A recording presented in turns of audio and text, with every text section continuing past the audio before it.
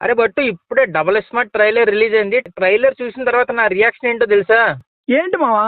మారవా మారవా అరే మామ, ఎన్ని ఛాన్సులు వచ్చినా సరే వింటేజ్ పూరిని చూస్తాం, వింటేజ్ పూరిని చూస్తాం, ఈ సినిమా కాకపోతే నెక్స్ట్ సినిమా, ఈ సినిమా కాకపోతే నెక్స్ట్ సినిమా అని వెయిట్ చేస్తూ ఉన్న సినిమా లవర్స్ కి దెబ్బ మీద దెబ్బ కొడుతున్నాడు రా. స్మార్ట్ శంకర్ తో ఫామ్ లోకి వచ్చాడు, అమ్మయ్య పూరి మళ్ళీ వచ్చాడు రా అనుకున్నాం.